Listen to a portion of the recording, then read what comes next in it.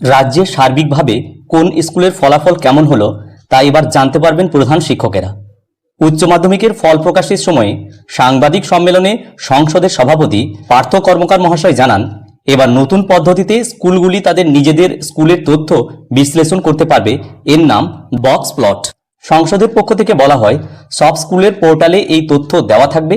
সেখানে সংশ্লিষ্ট স্কুল কর্তৃপক্ষ সহজেই দেখে নিতে পারবেন তাদের ছাত্রছাত্রীদের প্রাপ্ত নম্বরের ভিত্তিতে স্কুলের স্থান কোথায়, সার্বিকভাবে স্কুলের ফলাফল কেমন হলো তাও জানা যাবে। তো আমি বর্তমানে একটি বিদ্যালয়ের ইন্টারফেসে রয়েছি। এখানে আমি সরাসরি দেখানোর চেষ্টা করব এই বক্স প্লট রিপোর্ট কিভাবে আপনারা ডাউনলোড করতে পারবেন সরাসরি, এবং ছাত্রছাত্রীদের অবস্থান দেখতে পারবেন তা সরাসরি আমি এই ছোট্ট ভিডিওর মাধ্যমে আলোচনা করার চেষ্টা করব।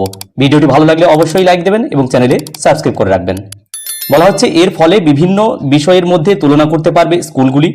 একজন পড়ুয়া যেমন পার্সেন্টাইলের মাধ্যমে জানতে পারেন যে তার স্থান কোথায়, একইভাবে স্কুলগুলি জেনে নিতে পারবে সার্বিকভাবে তার স্কুল কোন অবস্থানে রয়েছে। তো ওয়েস্ট বেঙ্গল কাউন্সিলের অফিসিয়াল ওয়েবসাইটে রয়েছি। ডান দিকে এইচি login practical project marks entry, এখানে আমরা টাচ করব। সরাসরি এক্সিস মার্ক পোর্টালে চলে আসবে। এখানে লগইন নেম এবং পাসওয়ার্ড এবং ক্যাপচা দিয়ে সরাসরি লগইন করে নিতে হবে। সুতরাং এই সংশ্লিষ্ট বিদ্যালয়ের ড্যাশবোর্ডে এখানে এসেছি। বাঁদিকে যেখানে মার্কস বলে অপশন রয়েছে এই মেনুতে টাচ করলে সাব মেনুগুলি খুলে যাবে।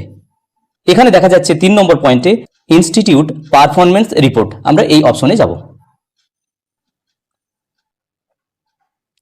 Institute performance report run report, এখানে ভিউ পিডিএফ ওপেন করার জন্য অর্থাৎ বক্স প্লট রিপোর্ট দেখার জন্য এই পিডিএফকে ওপেন করতে হবে এবং সংশ্লিষ্ট বিদ্যালয়ের রিপোর্ট এখানে দেখা যাবে। ওপেন। দেখুন, West Bengal council of higher secondary education যে বিদ্যালয়ের লগইনে আমি রয়েছি ইন্টারফেসে, তার ইনস্টিটিউট এখানে নেম, কোড এবং subject wise performance of theory marks এখানে নিউ সিলেবাস 2026 দেওয়া আছে এবং বক্স প্লট মাধ্যমে এটি কিন্তু দেখানো আছে।